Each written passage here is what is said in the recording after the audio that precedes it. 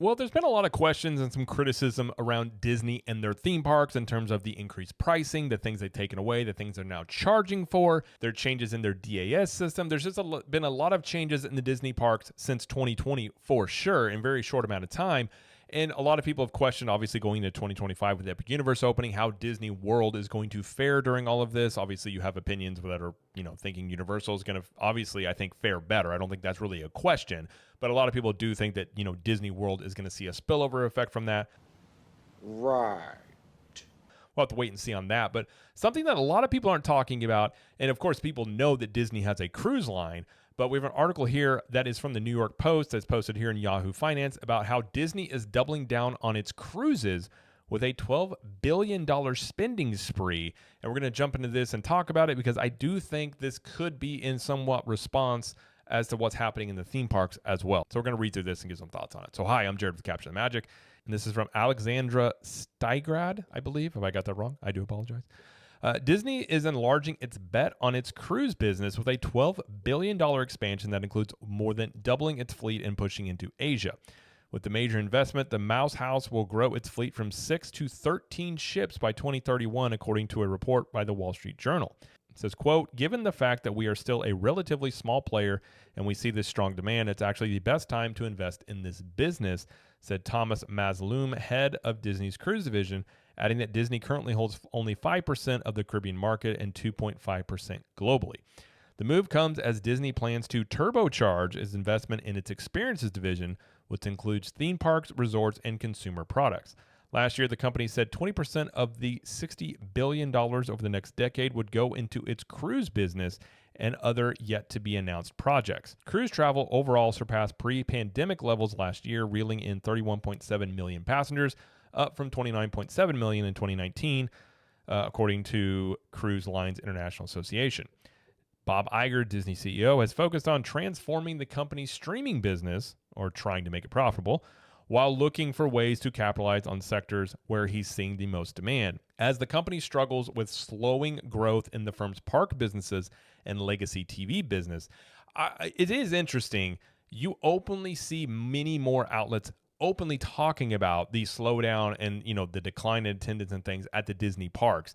And I think there are a segment of people that disagree with that for some reason, but it is something that is there. I mean, they are charging more for things. They have made up for some of that, basically charging less people more money to come to the parks.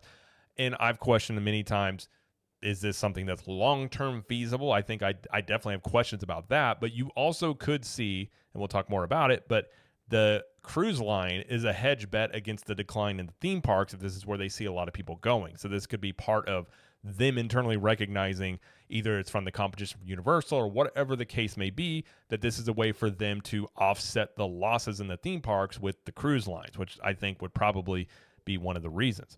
As a result, Iger is betting that a heightened interest in cruises will push travelers to pay more for Disney's more immersive and expensive cruise experiences. Those experiences include entertainment such as Moana and Beauty and the Beast themed stage shows, or dining at a Mexican eatery where you can watch mariachi musicians sing songs from Coco. I don't want to be sang to. I don't like being sang to. I don't know what to do. I've seen shows where people do this. To me, it would make me want to crawl into a shell, which I don't normally do, and just leave.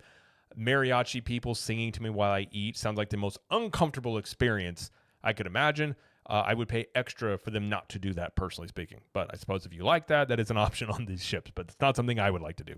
Guests also can interact with Disney characters like Pluto, Goofy, and Donald Duck, who roam the decks during a typical cruise, but those cruises cost more. According to the Journal, a 4-day cruise to the Bahamas for a family of 4 on the Disney Wish ship leaving from Florida's Port Canaveral during a popular spring break week next April start at $7,692. I declare bankruptcy! On Royal Caribbean, a much larger cruise line, a comparable trip starts at $3,368. That is wild. I mean, that's essentially double to go on a Disney cruise. Now, in defense of Disney cruises, we've never been on one. We have known many people that have, and many people rave about them and say they are fantastic. And a lot of people say that the guest service that you get on a Disney cruise ship is much more in line with what you used to get in the parks, say in the 90s, is that level of service. And they obviously have a lot of things geared toward children and families. So, you are paying a pretty penny to go on those, but a lot of people that do go have said it is a very good experience and the ships do look beautiful. So in their defense, I can't speak to it, but I do know you look at that price tag alone, that's a big difference there. So far, the bet appears to be paying off. In the year ended in September, Disney said a 5% jump in revenue for the experiences division that includes cruises was driven in part by higher average cruise line ticket prices. Disney is hoping to focus more on the Caribbean as well as the Asian market, where hundreds of millions of potential Disney customers live without a nearby theme park. Launching next year, the ship dubbed the Disney Adventure, which can hold up to 6,700 passengers. That alone, I'm not against cruising, but for me, like being in the middle of the ocean and just that many people on a ship, there's just something about it. My wife and I went on one cruise one time, and I'm not saying we'll never go again, but I remember just being in the middle of the ocean, and it was just a very unsettling feeling of just not being able to see land. And there's a lot of trust that goes into that. There's a lot of people on that ship. It's a lot of people to be on a ship with in the middle of the ocean, just personally speaking, at least. So. It says they will initially operate in Southeast Asia, and it's the company's biggest vessel yet. So, I can't. They don't mention this in here, obviously, but I can't help but think they're betting on the cruise lines, as we talked about before. As a lot of people, after during COVID or right after COVID, a lot of people went to theme parks, and then you started seeing a lot more people go on cruise lines because they felt like they were getting more money, bang for their buck. You could, typically on cruise lines, meals are included. A lot of things come with them just at a base level that obviously you're not going to get, especially at Disney parks, as you have to pay extra for basically everything there.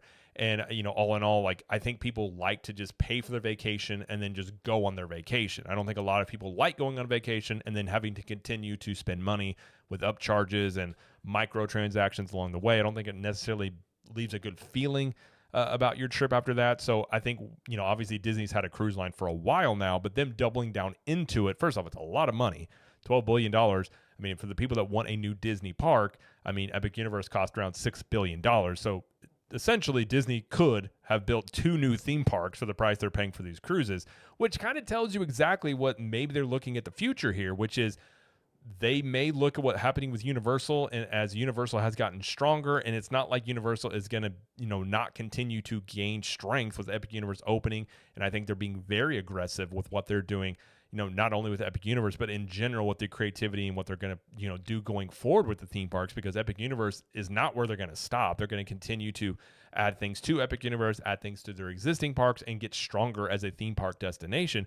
Disney very well could look at that, even if they feel good about their theme parks, and just recognize there's a lot of increased competition here. And guess where there's no competition, at least from Universal's side, on the cruise lines. That Universal doesn't have anything with the cruise lines, which they could in the future get into the cruise business. I suppose they have the money from Comcast to do it. But as of right now, that's more of an area where they feel like potentially they could eat into market share in the cruise lines while they're losing market share in the theme parks. So from a business perspective, it's not a bad move to do that, obviously. Now, I do think that they wouldn't have the issues with their theme parks if they just made different decisions, better decisions, in my opinion.